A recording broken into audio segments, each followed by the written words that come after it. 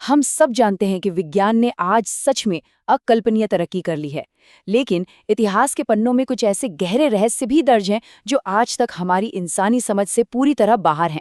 इस एक्सप्लेनर में हम इन्हीं रहस्यों की गहराई में उतरने वाले हैं। तो चलिए सीधे इस बात पर आते हैं।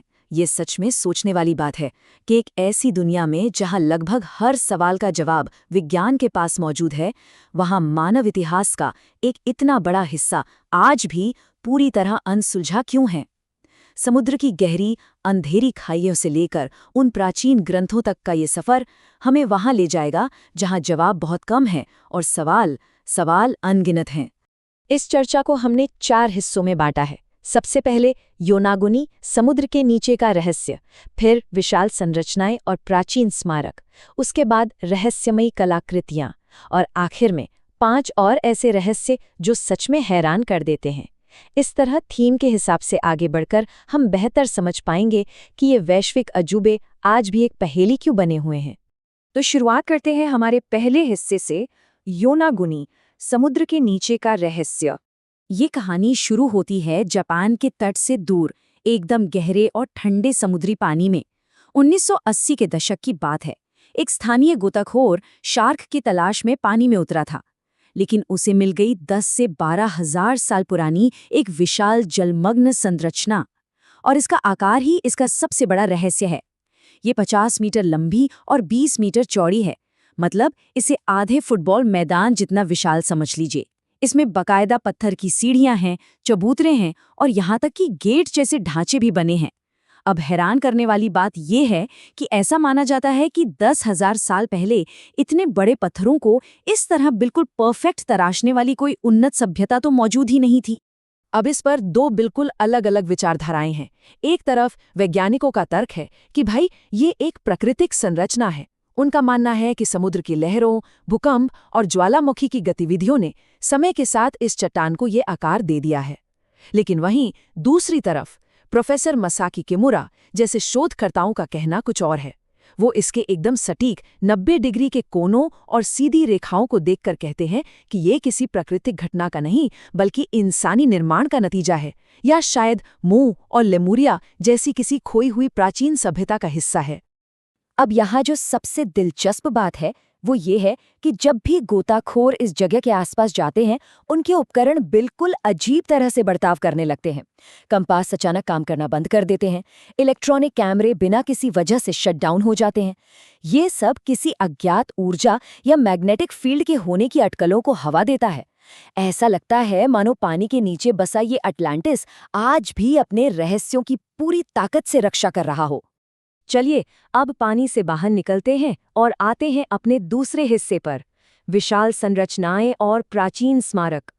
समुद्र की गहराइयों को पीछे छोड़ते हुए अब हम सीधे चलते हैं पेरू के तपते रेगिस्तान और इंग्लैंड के हरे भरे मैदानों की तरफ।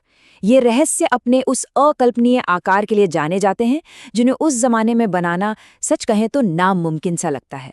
93 मीटर, अब ये कोई छोटी मोटी दूरी नहीं है। ये लगभग एक 30 मंजिला इमारत जितनी लंबाई होती है, और ये नाज़गा रेगिस्तान की रेत में उकेरी गई सिर्फ एक बंदर की आकृति का आकार है।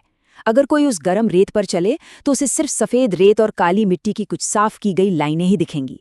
लेकिन 2000 साल पुरानी इस कलाकृति का असली और पूरा रूप देखना हो तो वो केवल आसमान से ही नजर आता है।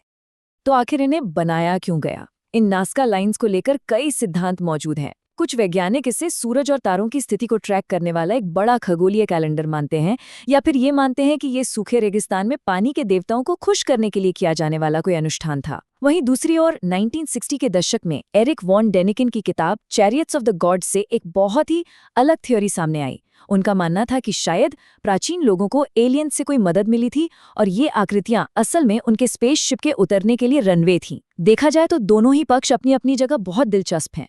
और अब बात करते हैं इंग्लैंड के 5000 साल पुराने स्टोनहेंज की। जरा सोचिए, 240 किलोमीटर बिना किसी आधुनिक ट्रक, बिना किसी क्रेन के प्राचीन लोगों ने 25-25 टन भारी पत्थरों को, मतलब एक पत्थर का वजन लगभग 4 वयस्क हाथियों के बराबर, इतनी दूर से यहाँ तक पहुँचाया था। ये इंजीनियरिंग का एक ऐसा अकल्पनीय कारनामा है जो आज भी हम सबको सोचने पर मजबूर कर देता है। तो यहाँ सबसे अहम बात यह है कि ये स्मारक गर्मियों की संक्रांति यानी समर सॉल्स्टिस की सुबह के सूरज की किरणों को एकदम सटीकता से पकड़ता है। आखिर इसे क्यों बनाया गया, इससे लेकर थ्योरीज की कोई कमी नहीं है। क्या ये न्यू स्टोन एज की कोई वेधशाला थी या फिर कोई प्राचीन उपचार और दफनाने की जगह?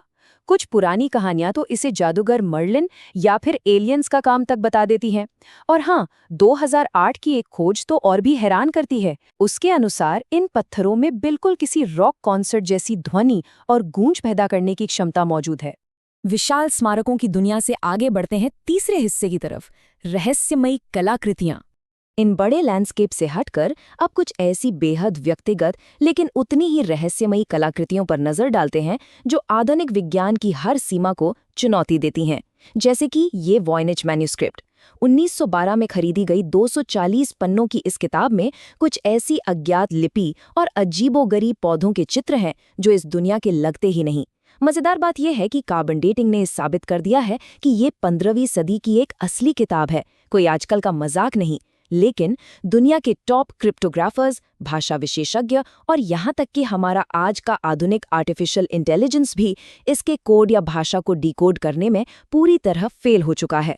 और ये बात बहुत ही बेहतरीन तरीके से दर्शाती है कि कैसे कुछ रहस्य विज्ञान और आस्था के बीच उलझकर रह जाते हैं, जैसे कि ट्यूरिन के कफन का रहस्य।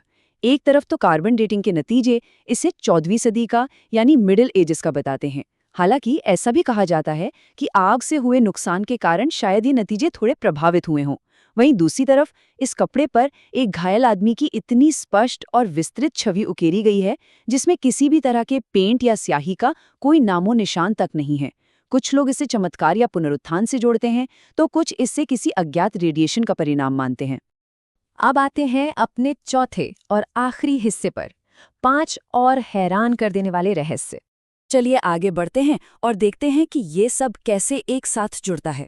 अज्ञात का दायरा बहुत बड़ा है, इसलिए आइए इस टाइमलाइन पर एक तेज नज़र डालते हैं जो दिखाती है कि ये रहस्य मानव इतिहास के हर युग में फैले हुए हैं। 12,000 साल पहले चीन में मिले अजीबोगरीब ड्रोपा स्टोन्स से लेकर 9,000 साल पहले भारत में समुद्र में डूबे प्राचीन द्वारका शहर तक, 4,500 साल पहले बने गीज़ा के महान पिरामिड की वो एकदम परफेक्ट अलाइनमेंट, 1513 का पीरी रीस मैप जो उस वक्त अंटार्कटिका को बिल्कुल सटीकता से दिखाता था जब उसकी खोज तक नहीं हुई थी, और फिर 1945 में बर्मुडा ट्रायंगल में अचानक गायब हो जाने वाली फ्लाइट 19।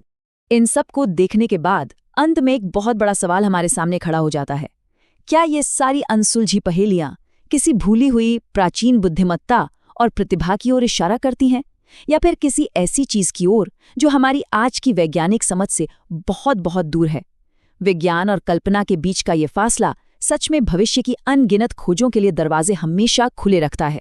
उम्मीद है ये एक्सप्लेनर और ये रोमांचक सफर काफी दिलचस्प रहा होगा।